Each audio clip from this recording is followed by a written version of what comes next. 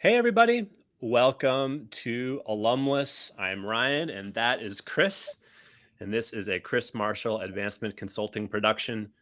On the show, we discuss alumni and donor engagement and other trends in university advancement. So thanks for checking out the podcast and the web show here on LinkedIn and for making Alumless part of your routine, whether that's a work routine or whether you listen to us when you're working out, or whether maybe when you're cooking dinner, you enjoy the sultry sounds of Chris Marshall in your feed while you're preparing whatever meal you're going to have that night. But we're glad you're with us.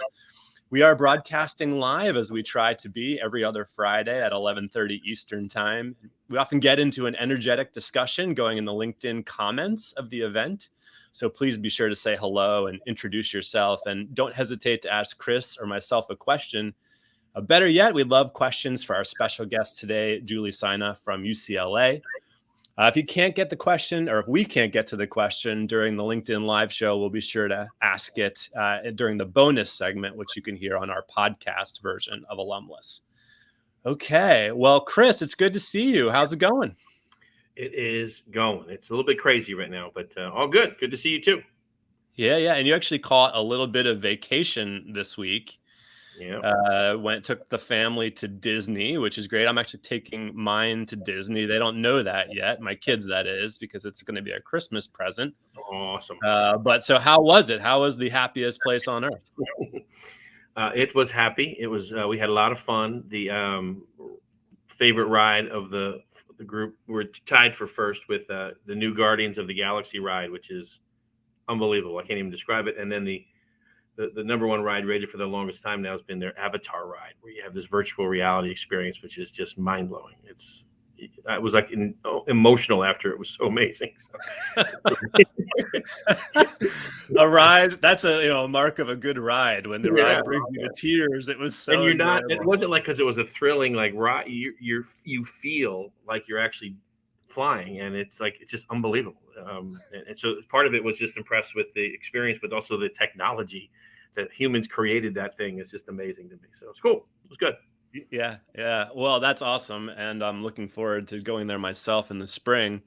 So when you're walking around Disney and you've got obviously family on your mind, but you're also, I'm sure, because you enjoy what we do, thinking about work from time to time. Did you ever have any revelations about alumni engagement or even consulting more broadly?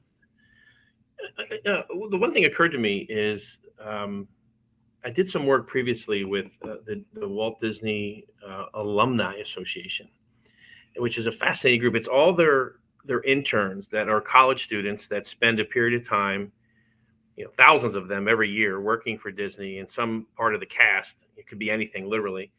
And then they move on, they go back to school, they get a job. Some of them go work, some go elsewhere. But those that did it are part of an experience where they were trained, they brought in together, they were trained as a cohort, they worked together very closely. It's a very similar kind of experience as you would have at a college or university. And they formed an alumni association. Hundreds of thousands of them are part of it. So I actually wore a shirt I have that says Walt Disney Alumni Association. I had so many people stop me and ask me about it, but it made me think about that alumni associations, the whole concept of what you are an alum of goes way beyond college, university, or independent school for that matter. It goes to these kinds of things, a corporate experience, intern corporate experience that one had. And it was a really important experience for them, and they were very close, and they use each other as a network. And so very, very similar. That was the one thing that struck me over the course of the few days we were there.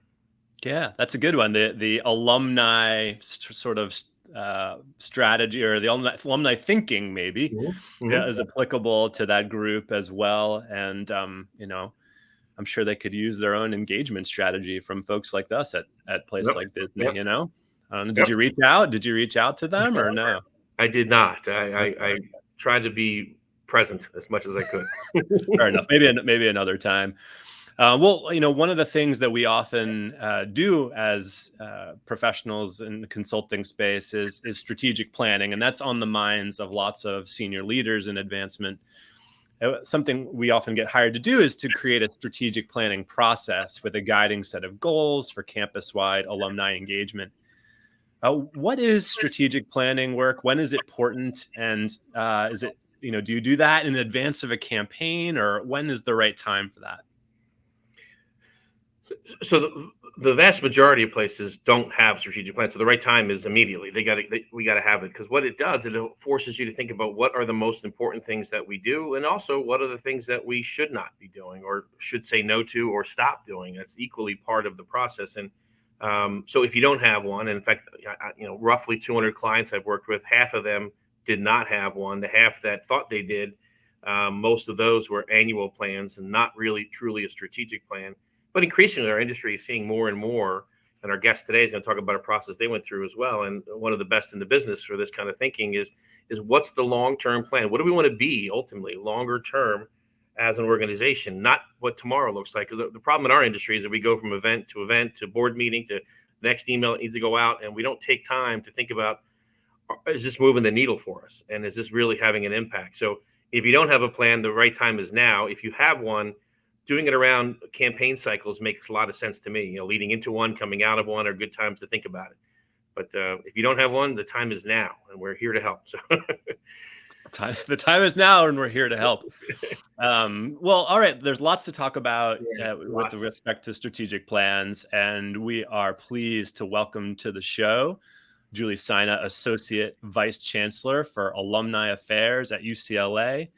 And Julie is also the CFO of the UCLA Foundation and UCLA Investment Company. It sounds like you wear a lot of hats, Julie. I do, but it's all good. It's money and people. Great combination. Money and people. But Ryan, I got to say, I'm kind of still back on the sultry stylings of Chris Marshall. I need to learn a little bit more about what that is all about. Well, Julie, I'll have to sit back with you. Yeah, that's a different podcast. The soothing sounds. Yeah. Sometimes they're just soothing. Yeah. I got a voice for newspapers, a face for radio. I like it's always it. good to talk about a voice for newspapers. Yeah. Well, that's not true. We're getting great feedback on the quality of your audio from Alumless, from good people, including some of the folks that are on the chat right now. I was just talking with Todd McCubbin at Mizzou, and he was mentioning the podcast this morning. But great to see Patricia and Keith and Tim in the chat joining us. So, but Julie, let's open things up about the strategic planning process that you went through at UCLA. And I think if I understand it right, you're now revealing that plan to your stakeholders around campus. Can you share more about your experience and what you're working on in terms of rolling out the plan and goals set forth in the plan? Yeah. Happy to. It really was a great process. And probably like a lot of folks, we started, and this is, Chris, you'll remember this, several years ago, pre-pandemic. Yeah. And we were in the early stages of looking at, what is our North Star, essentially, was what we looked to as a strategic plan. And then, like many people, on March 13th, I think 2019. I'm still in Blur's day. All the days kind of still blend together. I flew home on March 9th from that meeting. UCLA. That's right. My last client before pandemic. Yeah, that's right. And then we closed.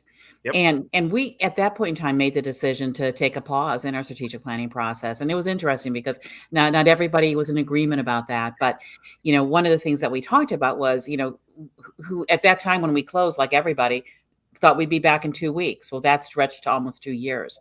Right. And so we had some really good conversations around, let's pause this till we have a better sense of how we're going to come out of this, because we all had, like everybody, immediately transitioned to that virtual world, which we were really well prepared for because we had done that virtual alumni day. So, Stella Lee Franenberg led that for us, and we pivoted very quickly. But at the same time, very quickly realized we're all showing up so differently. So what does that mean, particularly in our world? All of our colleagues that focus on relationships, and in many cases in person. So what is that? How are we going to show up? So the pause was a big step for us. And when we started to come back I think it was last spring, we began to, just jump into that process again. But the other thing that's so key for us is, it really shaped our plan, is how data-driven, and Chris, you launched that for us in 2013. We've been collecting really solid data that also helped to inform how we studied how our alumni were engaged. And I will say, I'm so grateful. I was so fortunate to have these two fabulous board members that really led it in many ways. One works at Meta, Matt Salcedo, and another is in Netflix and does a lot of marketing analysis partnership piece too, Sahil. Yep. And they, from the beginning, really pushed us to think about how we worked. And then the third colleague that was really involved in that is Patricia Wynn, who's now with the UC, and really together from our data informed, built what is a foundation around a lifespan model, an archetype model. And we came out of it. And from the very beginning, they were like, hey, look, first of all, Kristen, you alluded to this. One of the things that Matt and Sahil said to me at the beginning is, Julie, first of all, you're doing too much. You're all over the place. And being the good alumni professional I am, I said, oh, we're not doing enough. And they were like, no, we've got to really focus and really pare down what it is that we're doing. And so that from the beginning, also guided some of the things that we were thinking about. But we ended up with 2 priorities and a strategic plan that doesn't exceed 5 pages. And, Chris, it's kind of short term. So that's a little bit different from what you're putting out there. We're looking at a 3-year time frame with an agreement to very fluidly come back and have a conversation, again, with very measurable and clear outcomes. But again, 2 priorities. And they are, one is to, I'm going to get them right here. One is to reimagine alumni engagement. Again, we acknowledge we're all showing up differently. And really focusing more on content and experiential opportunities through the Bruin Promise, and happy to talk about that in a minute. And then the second priority, which was really interesting for us, is aligning and amplifying the Alumni Association identity.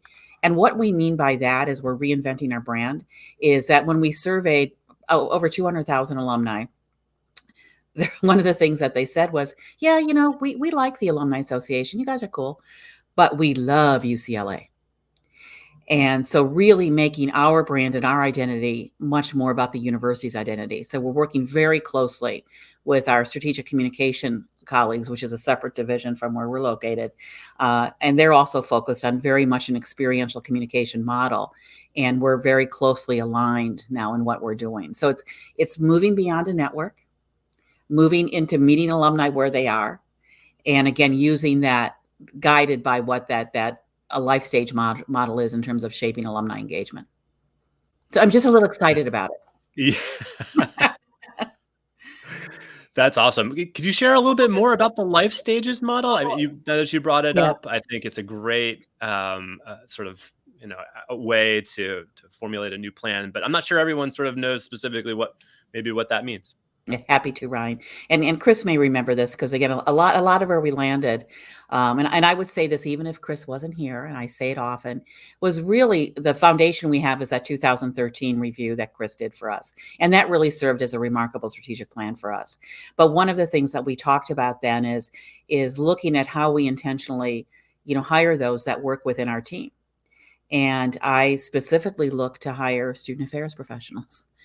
Because I don't know why I had to whisper that, but student affairs professionals, because I'm a recovering student affairs professional, and that work is all about building and sustaining relationships and community, right?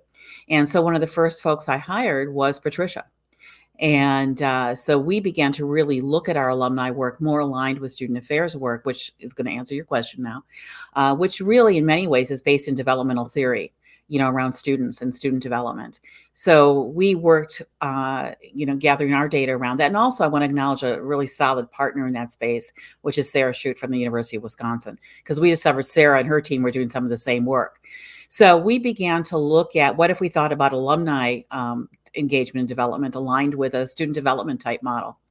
And there's a lot of work done already in the career engagement space around that.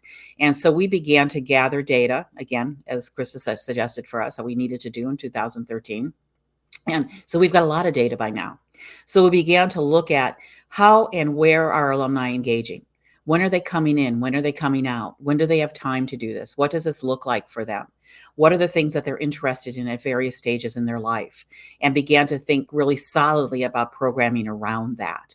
And also the nuances of how we communicate with our alumni based on what they're doing and where we see their patterns of engagement and how that evolves over time.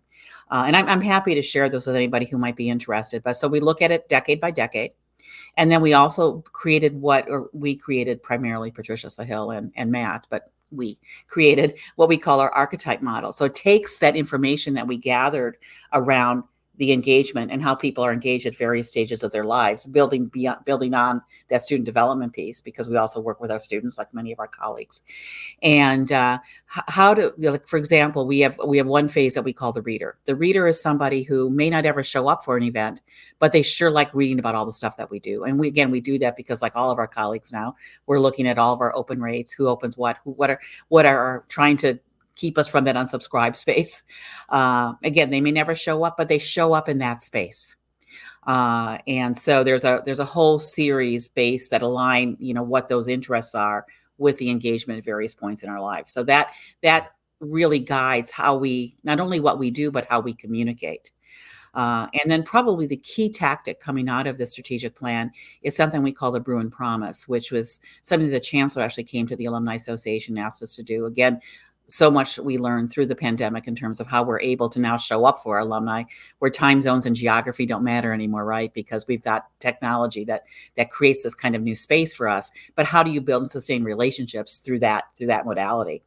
And so the Bruin Promise is really, it's a really exciting site that we're going to be launching hopefully next month, that creates opportunities in a kind of a challenging way, but for our alumni community to be connected throughout, again, their lifespan, to opportunities at UCLA that are not, guided by our organizational structure. So it takes everything that's going on at UCLA, and we, again, through our strategic planning and our researching process, we have 4 main funnels. And there's career and professional development, lifelong learning, health and wellness, and arts and culture. So everything that goes on to UCLA is folded through one of those funnels. And it's a very active site that you can look for something that appeals to you. It'll bring up what you're kind of an Amazon style. Here's what you looked at yesterday. Here's what's up there for today. And again, it's not about our organizational structure, but it's about how can people connect, either virtually or live or in-person events, changed up almost every day. And then also includes interviews with various influencers. So at any point, wherever you are, we're going to help figure out with you what are things that how UCLA can be in your life at any moment in time. And our colleague Lisa Lewis at Minnesota was also very helpful to us, because they have a version of this that we use sort of as a base to then grow into. And that Bruin Promise is a commitment that UCLA is there for you and will show up for you and will be present for you wherever you are at any point in your life. And here's how you can do that. And you don't have to pay for it because it's all virtual. Yeah, I think it's great, great model, and I understand it a bit more too, as you're not specifically talking about programming for people at different ages, Right. but you're also talking about programming for people at different engagement points in their lives. You said the reader is a good example, and you're layering these categories, these themes of content, career, arts, and culture across those life stages, and creating categories, which I think is great. Chris, as you're sort of listening to Julie describe the approach there, what sort of stands out, and are there any sort of drawbacks to this, to anything that you heard? I think it's brilliant. The whole meet alumni where they are. I'm noting Tim's comment. Tim, another student affairs person, and in the comments, Julie, recovering student affairs person. Also, Scott Francis on there too. We need an alumni association for that. Right, exactly. Right. Well, to Ryan, your question, I think it's brilliant. First of all, the downsides to it, you're going to have some people who have engaged through traditional means question any change, frankly. Another one, but I think Julie has I've met many of her board leaders, and they're phenomenal, brilliant people coming out of these industries where, so if you're on this call and you're not in Julie's shoes with 500,000 alumni and enlightened alums on your board, how do you get your board to think, or your staff to think this way, would be a challenge, because it's a new way, a new mode of thinking about engagement. And frankly, the old ways worked through many, many years, even until the pandemic in some cases. But the old, what year did you graduate? Where do you live? Zip code and class year aren't going to fly as we keep going forward. As our classes get more diverse, as our student body gets more diverse, and our graduates come out in 3, 4, 5, 6 years, et cetera, the old modes aren't going to work. So doing what Julie is doing at UCLA is going to be a thing that I think we're going to see more and more, first of all, especially at larger places. And as it's scalable, smaller places can do it too. But Julie has the benefit of having a nice size staff and budget. If you're at, Kutztown, where Tim is, he's the only person on the team. So how does a one-person shop do it? or a 2-person shop, I think they have now. So anyway, short answer, Ryan, is it's brilliant.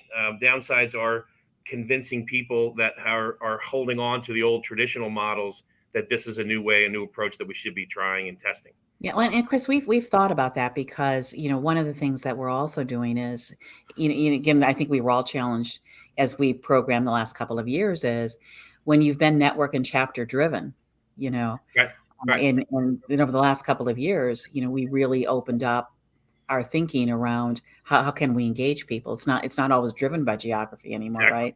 I know you've done some amazing work in this area. One of the first DACA groups I heard came out of UCLA. Another first generation affinity groups, things like that we didn't see previously, and you guys were doing it for the last. Well, and that's interesting because that's one of the conversations we're having now. Is we have a really strong diversity program area that, again, Patricia was the lead to build that up. And one of the challenges that we've put in front of our team that's been working with, as well as our networks. In fact, we've got a meeting coming up. Our board created a diversity advisory committee several years ago that brings together all of our networks that live in that space. But it's been terrific. And we've created groups that have found that space to come together. However, it's very Southern California based. And again, we have, like a lot of folks, we have about 200,000 alumni that live in LA County. I know a lot of our folks stay very close proximity to the universities that they graduated from. However, as we've been talking, obviously we have diverse alumni that live everywhere. So how can we take the work and the programs that we've been doing and make them available to our alumni wherever you live? We did that over the last couple of years virtually. So how can we take what we do content wise and do that hybrid for our alumni wherever they live? So that's that challenge there. And I actually had our good friend Patrick Auerbach from SC came and talked with our staff because they made an interesting choice, a very challenging choice around how they work with chapters and networks. And, and they're still thriving, right? And so I wanted our staff to be a part of that conversation because when you look at the number of alumni that we work with that are in that network space and what that bottom line is, we're not reaching a whole lot of people, right? And again, but doesn't take away from the value and the experience and the worth of those opportunities that it provides to the people that are engaged there. But how do we really rethink, again, that's where we get back to the Bruin promise of making that kind of content available. But as you said, Chris, it's in a different kind of a space. Right. And if you're on the call, Ryan, I know you want to get to your questions, but if you're on the call listening to the podcast and you want your board to start thinking in a new way, have them watch this half hour, listen to this half hour, even the bonus half hour that'll come after segment, and hear from a pro, hear from Julie and what they're doing at UCLA. It's going to help you get them convinced this is the right way to head. Yeah, Chris, this was, and where our board has come. That's a whole different podcast, right? But this is really volunteer leadership driven. And I can't emphasize that enough. So, and it took us a while to get to this place, and that did not happen overnight. But that's also the value add there. One experience we had early on, and Chris, I know you're familiar with this, when we really shifted even back in 2013 how we work, and we really focused at that point in time on really rebuilding or building program that would be appealing for our younger alumni, given the large percentage of our alumni that are still under the age of 40. That would not be me, of course, but that's a whole group of people. And we did have people, though, that came to us in their 50s, 60s, and above and said, hey, don't forget about us. So we created this whole program that still lives today and is very successful called The Second Act, which is geared at alums in 50 plus. And I remember our first program, which we're actually doing again, of course, updated it, is so you think you have another gig in you, which is so you want to reinvent yourself and have a different career. How do you recraft your resume? How do you do that? We've done also, and another one we did, so you think you have a book in you. We brought in authors who wrote their first book, 50, 60, 70 and above. So our alumni are pretty good at giving us feedback when we deviate or don't or aren't meeting their needs. So look forward to how that's going to roll out with this one. Well, with that in mind, Julie, like as you think about this content-led strategy, right, which I think is fantastic, and we could talk about it for a long time. What will all this mean for the resources and how you're thinking about deploying them? One area that needs bolstering when you have a content-led strategy is things like creating little TikTok videos, Instagram Reels, expertise in virtual events. a lot of things, and those are not necessarily skill sets Right. for folks who have been planning in-person events for most of their careers. So what does the future look like, and how are you thinking about it? That's a great point. We had, speaking of TikTok, one of the things that we've started to do, and this has been really great for us, is with our strategic communications colleagues. Again, they've really changed how they work as well, and they do these monthly reports on how we're doing on all of our channels. And I received the first report, and their TikTok is off the chart. And at the time, we hadn't launched our TikTok. I can't even say it, TikTok channel anymore. Probably Right. could be TikTok, but anyway. So Chris, Brandy, who does a fabulous job of leading our social media team. And I went to her and said, "Where's our TikTok channel?" And she's like, Julie, do you know how much time that takes? Blah, blah, blah, blah. So we've started slowly, but we've done it in partnership. So it's really challenged us to readjust with our own resources. But, specifically to your question around, obviously Chris noted that we're well resources, which we are, but there's still some, we have those limits. Couldn't create a bunch of new positions, right, to do this. And so doing some repurposing. And for example, because we're still going to support our networks and our chapters fully. But we've repurposed a few folks on that team to work specifically on this Brew and Promise initiative. And because that website is going to be a beast, it's got to be fed every single day.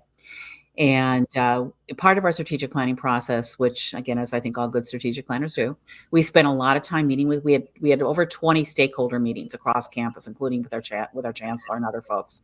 And so we do believe that was also part of building the interest around this site. And we're not asking you for anything, but we sure, School of Medicine and the 2 content managers we met with, they're doing amazing things. We'd love to show your content on this channel. And so that's how we do believe if we build it well, it will come. But it's also continuing to cultivate those relationships with our deans and our academic partners around. We'd like to promote your events. We want to promote these lectures. We want to promote these experiences.